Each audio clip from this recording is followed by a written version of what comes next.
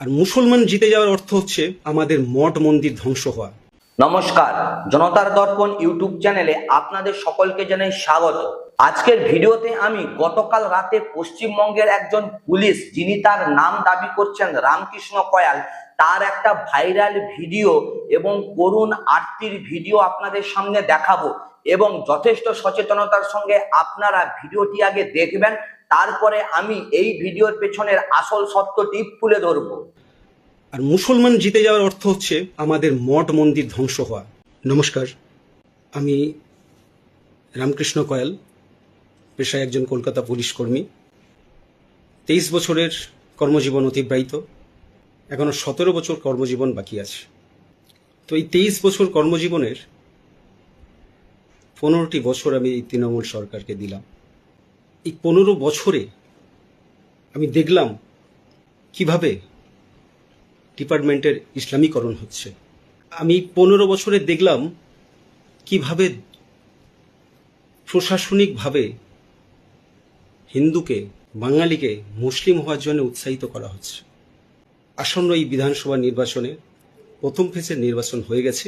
Second ফেজের নির্বাচনে এই দক্ষিণবঙ্গের সমস্ত বাঙালির কাছে আমার আবেদন, আপনাদের ভাষায় তথাকথিত চটিচাটা দলদাস একজন পুলিশের আবেদন, আপনারা এমনভাবে ভোট করুন, ভোট দিন যাতে সরকারের পরিবর্তন হয়।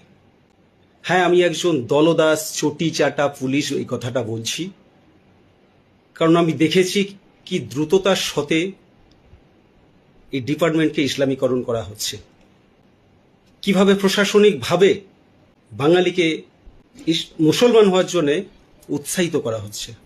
এই ভোটে, এই সেকেন্ড ফেজের ভোটে দক্ষিণবঙ্গের মানুষ, সমস্ত বাঙালি যদি হিন্দু মনে করেন, সবাই মিলে টিএমসির এই সরকার পরিবর্তন করতে, অর্থাৎ টিএমসির বিপরীতে ভোট দিন। টিএমসি জিতে যাওয়ার অর্থ হচ্ছে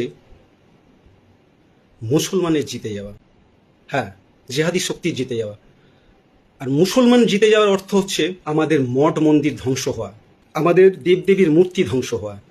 কেন বলছি মুসলমান জিতে যাওয়ার অর্থ হচ্ছে, টিএমসি সরকার জিতে যাওয়ার অর্থ হচ্ছে মুসলমানের জিতে যাওয়া। আর মুসলমানের জিতে যাওয়ার অর্থ হচ্ছে আমাদের মঠ মন্দির, দেবী দেবী ধ্বংস হওয়া, মূর্তি ধ্বংস হওয়া, মন্দির ধ্বংস হওয়া এবং আমাদের মা বোনেদের ইজ্জত যাওয়া। রেপ। কারণ ইসলাম ধর্ম মতে, ওই আরবের মতবাদ মতে, যারা আরবের মতবাদ ফলো করে তাদেরকে মুসলমান বলে। আর এই ধর্মীয় মতবাদ অনুসারে এরা বিধর্মীদের ধর্ষণ করতে পারবে, বিধর্মী মহিলাদের ধর্ষণ করতে পারবে, রেপ করতে পারবে। সব থেকে বড় কথা হলো, এখন ডিজিটালাইজেশনের যুগে যেভাবে বিজেপি শাসিত রাজ্যগুলি থেকে ডিজিটাল অ্যারেস্ট স্ক্যাম চলছে, যার অর্থ হলো নকল পুলিশ সেজে মানুষকে ভয় দেখিয়ে ব্ল্যাকমেলিং করে টাকা কামানোর একটা স্ক্যাম চলছে, সেই জায়গায় দাঁড়িয়ে এই ভিডিওটা কিন্তু যথেষ্টই আমাদেরকে ভাবায়।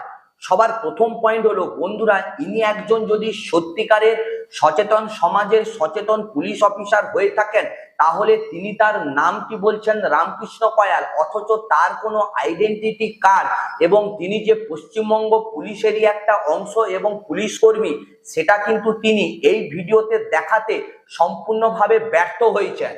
একজন পুলিশ কনস্টেবলেরও কিন্তু তার বুক পকেটের কাছে নেম প্লেট থাকে, অথচ সেই পুলিশ অফিসার যাকে ভিডিওতে দেখা যাচ্ছে তার বুক পকেটে কিন্তু কোনো নেম প্লেট আটকানোই নেই। সুতরাং এই মানুষটা যে সত্যিকারের রামকৃষ্ণ কয়াল বা পশ্চিমবঙ্গ পুলিশের একজন কর্মী, নাকি বিজেপির হয়ে নকল পুলিশ সেজে, বিজেপির আইটি সেলের হয়ে নকল পুলিশ সেজে মানুষের মধ্যে দ্বিতীয় দফা ভোটের আগে একটা বিভ্রান্ত ছড়ানোর চেষ্টা করছে না, তার কি প্রমাণ আছে?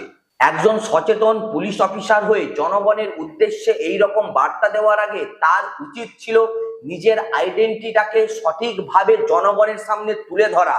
এই পুলিশ অফিসার তার আইডেন্টিটিটাকে সঠিকভাবে কিন্তু এই ভিডিওতে তুলে ধরতে সম্পূর্ণরূপে ব্যর্থ হয়েছেন।